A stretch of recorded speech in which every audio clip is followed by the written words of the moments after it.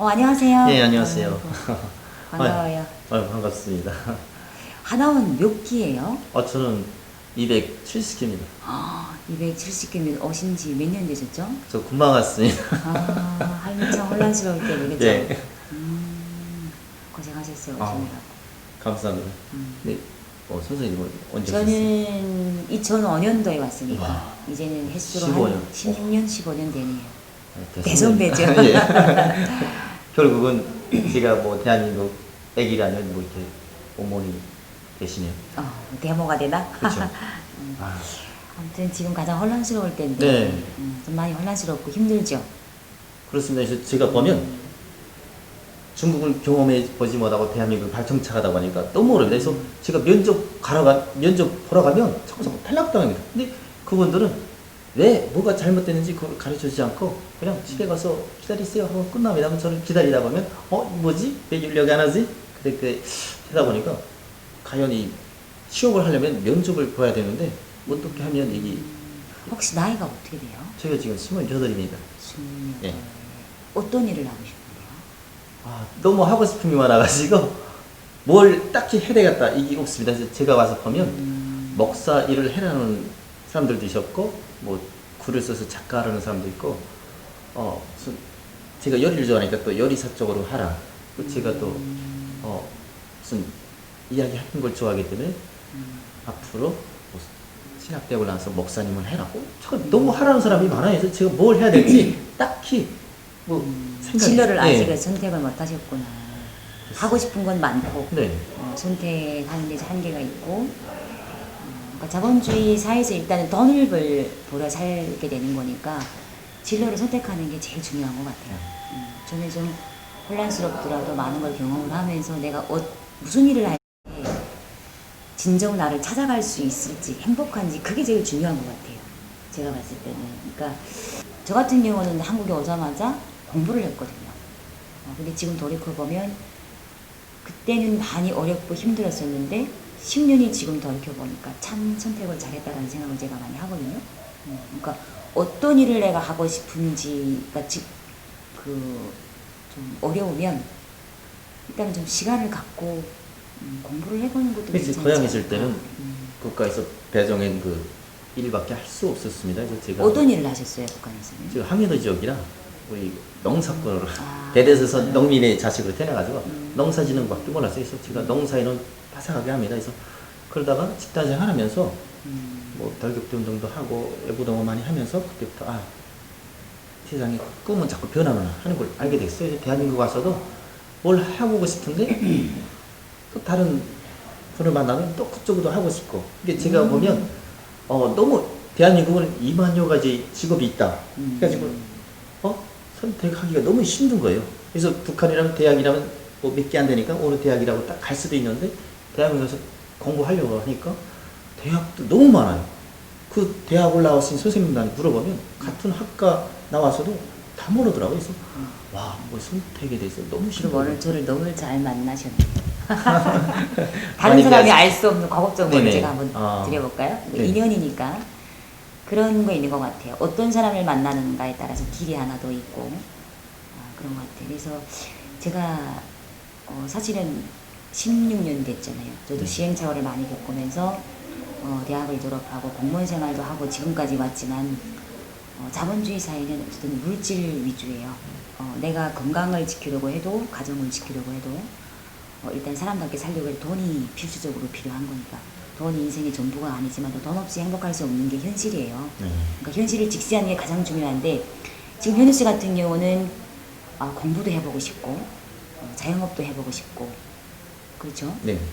취업도 해보고 싶고 모든 게 돈하고 연결되어 있는데 제가 돌이켜보니까 그리고 지금까지 와보니까 그 내가 실수했거나 아니면 갈팡질팡했거나 했던 모든 날들이 헛되지는 않더라고. 고민하는 것도 일단 과정이에요. 그러니까 고민은 건강한 거라고 일단은 보고 그러면서 내가 하나하나 알아가고 또 실패하면서 깨달아가고 그러면서 성장하는 것 같아요. 그러면서 나를 찾게 되고 근데 저는 이제 돈 버는 것도 물론 중요한데 돈은 어떤 사람이 벌 수 있느냐라는 생각을 저는 많이 해봐요. 일단은 내가 정신적으로 건강해야 된다라고 저는 생각을 해요. 그러니까 자본주의 사회가 자유를 사람들이 보통 착각을 하는데 자유에는 철저한 책임이 따르는 거거든요. 그러니까 일단 도덕성이라든지 신뢰라든지 이런 관계가 밑받침 전제되지 않고는 돈을 벌 수가 없는 게 자본주의 사회예요. 그러니까 일단은 내가 건전한 마인드, 생각을 가지고 좋은 사람이 되면 주변에 도와주려고 하고 그런 사람을 만나는 게 참 좋을 것 같고 또 그러면 이 대한민국은 또 너무나 좋은 사람들이 많고 그래서 살아볼 만한 세상이에요. 참 재밌고 근데 지금은 갈팡질팡 할 수 있는 시기니까 그 시간을 즐기면서 한번 나를 찾아가 보는 게 중요할 것 같아요. 선생님은 지금 하시는 직업이 어떻게 되십니까? 제가 서두에 말씀드린 것처럼 저는 대학교를 졸업하고 모스크바 유학 갔다 오고 그리고 북경에 유학도 갔다 오고 대학교 4년을 한국 외국어대학교를 졸업을 했어요. 그러면서 우리가 북한에서 가졌던 이런 마인드를 좀 깨는 계기가 됐던 것 같아요. 그러니까 사회주의 진영에서 우리가 공부를 했고 민주주의 체제는 우리가 경험을 못 해봤잖아요. 근데 모스크바에 가서 제가 공부를 하면서 사회주의와 자본주의 이 비교를 하면서 좀 스스로 많이 깨달은 것 같고 그래서 사실은 처음에 취업했던 직업이 저는 구청이에요. 인천 남동구청에서 근무를 하다가 중앙정부 행정안전부에 스카우트돼서 공무원 생활을 하다가 느낀 건데 내가 행복하지가 않더라고. 그러니까 밖에서 보는 나의 모습은 남들이 보기에는 그럴싸한데 나는 되게 고통스러웠어요. 왜냐면 체제가 다르고 공무원 사인도 워낙 상하 그 질서가 위계 질서가 명확하기 때문에 좀 자유분방한 스타일. 나를 아는 게 중요한 것 같아요. 그래서 공무원을 그만두고 지금은 강의를 한 7, 8년 하다가 이제는 애널리스트, 자산관리사를 하고 있어요. 자본주의 사회에서 재테크라고 하는 건 돈이 돈을 벌게 하는 그런 재테크를 하고 있는데 부동산이라든지 뭐 주식이라든지 펀드라든지 이런 쪽에 자산관리를 하고 있고 또 그렇게 좀 재밌게 일을 하고 있으니까 좀 나름 되게 행복하거든요. 너무 멋지네요. 현우 씨도 조만간 그런 날이 올걸요? 감사합니다. 잘 될 거예요. 일단은 중요한 건 나도 할 수 있다. 잘 될 수 있다. 이런 긍정 마인드를 가지고 늘 희망을 잃지 않는 거. 많이 배워주십시오. 현우 씨는 그러면 지금 하고 계실 일은 있나요? 네, 제가 와가지고 식당 쪽으로 일을 하려고 예를 들어서 앞으로 요리를 제가 취미가 요리 쪽이라 요리를 배워가지고 창업을 하려고. 요리를 하시는 걸 좋아하시는구나. 요리하는 걸 좋아해요? 네. 그럴 때 막 행복해요? 행복합니다. 그래서 제가 탈북 선배님이 운영하시는 강남에 압구정 김밥집이라고. 그런 데 있어요? 그래서 그분이 운영하는 그 김밥집을 혼자서 운영해봤습니다. 그래서 일매출이 15만 원밖에 안 됐었어요. 그래서 자그마한 그 구멍가게인데 제가 운영하면서 30만 원으로 올려놨거든요. 매출을. 예. 그래서 제가 요리를 하는데 어깨너머로 한 며칠 봤어요. 그래서 하는데 진짜 손님들이 타다지 않더라고요. 그래서 그분이 몇 명을 데려다가 일을 시켜봤는데 짜지 않으면 뭐 달지 않으면 밥이 또 꺼덕꺼덕 또는 설고 뭐 이렇게 질고 하니까 사람들이 막 싫어하는 거예요. 그래서 고객이 많이 떨어져 나가는데 제가 가가지고 저는 또 북한에서 식단 생활 많이 하면서 주방 일을 많이 했거든요. 그래서 그 음식을 그 맛을 살려놨어요. 했더니만 그분들이 너무 좋아하고 제가 이렇게 좀 봉사정신을 조금 배워가지고 이쁘게 말도 하고 하니까 좋아하더라고요. 음식엔 정성이 들어가 예, 있거든요. 30만 원을 올려놓으니까 그분이 갑자기 저를 내보내더라고요. 그래서 내보내니까 욕심이 생겼나 봐요. 잘 되기 시작하니까 또 다른 사람을 데려다가 더 많은 돈을 벌려고 했어요. 저는 그 가게를 제가 접수하려고 그러니까 이 새끼 안 되겠다. 다른 사람으로 데려다가 월급 주는 게 낫지 얘를 데려다가 내가 가게를 준다? 이렇게 생각을 했었나 봐요. 제가 그 가게를 하려는 꿈을 잠깐 접어놓고 지금 다시 또 배우는 중간이에요. 그럼 어찌 보면은 최선을 다했는데 거기에 대한 보상이 결국은 내보내는 거로 네. 그렇게 일단은 결론. 저는 고향에 있을 적부터 사람들이 착각하는 게 시원하면 저는 이렇게 충성을 하고 싶은데 얘가 크면 내 자리가 위험해진다 이렇게 사람들은 느끼더라고요. 매출이 올라가면 사장님 입장에서는 그 사람이 사실은 매출을 올리는 사람이면 근데 그게 필요한 그런 거 사람이 있습니다. 있는데. 그분이 저한테 돈을 빌려다 가게를 시작했습니다. 이게 가게를 갚지 못하니까 저는 그 돈을 못 갚으면 가게를 좀 주면 안 되겠냐 하니까 아하. 알았다 했는데 돈을 2,500만 원 더 가져와라. 그래서 그래야 가게를 주겠다 해서 그건 뭡니까? 차라리 뒷돈 주십시오. 그러니까 이것도 저것도 아니고 하다가 그러면 너 하는 거 봐서 네가 잘 되면 가게 줄 거야. 그래서 제가 열심히 진짜 새벽 6시, 5시 그때 나와서 저녁에 뭐 10시, 11시 그때까지 했거든요. 그래서 뭐 저희 집까지 거리도 가까워요. 제가 걸어서 한강을 넘어가면 억수에가 저희 집이 있거든요. 그래서 너무 좋았었는데 잘 되니까 갑자기 가게를 안 주더라고요. 그럼 돈을 벌어가지고 현수 씨가 하면 되겠다. 그렇죠. 그래서 저는 할 줄 항상 아니까. 예, 북에서도 저 장사도 좀 해봤고 요리도 많이 해봤기 때문에 단지 대한민국에 와서 이 요리 기술만 배우게 되면 얼마든지 할 수 있겠다 이런 자신감이 생겼어요. 할 수 있을 것 같아요. 현우 씨는 한국에 와서 지금 2년 됐다고 그랬잖아요. 네. 지금까지 살면서 가장 힘들고 어려운 게 어떤 점인가요? 제가 제일 힘든 게 드라마나 영화나 보고 또 어디 가다가도 보면 사람들이 무심코 내뱉는 엄마, 아빠 그 소리 너무 힘듭니다. 그래서 아빠, 엄마가 너무 이렇게 가슴이 와닿는지 몰랐습니다. 그래서 항상 드라마 보면서도 왜 부모님한테 이렇게 혀잡고 실망하다고 왔을까? 그래서 항상 그 죄책감이 남아있습니다. 그래서 제가 살면서 내 아빠, 엄마라고만 생각하지 말고 대한민국 가서 엄마 뻘 되는 아빠 뻘 되는 사람들이 저한테 밥 한 끼 사주고 열심히 살아라고 좋은 말씀들 해줄 때마다 굳이 내 아빠, 엄마를 따지지 말고 이분들이 내 아빠, 엄마가 아니겠는가 이렇게 생각을 해봅니다. 그래서 저는 꿈이 있다면 아빠, 엄마를 모셔오는 게 꿈이고 안 되면 대한민국에서는 뭐 얼마든지 엄마 뻘 되는 사람들한테 잘해야 되겠다. 그래서 요즘 그 무료막심하게 살려는데 이제는 대한민국 가서 좀 잘 보고 싶습니다. 그래서 선배님들이 뭐 후배들한테 잘 해주지 않습니까? 그래서 우리가 잘 돼가지고 또 선배님들한테도 우리가 잘해야 되고 또 어느 후배들한테도 잘해야 되지 않을까 이런 생각이 들었습니다. 앞으로 뭐 앞으로 계획 같은 거 있나요?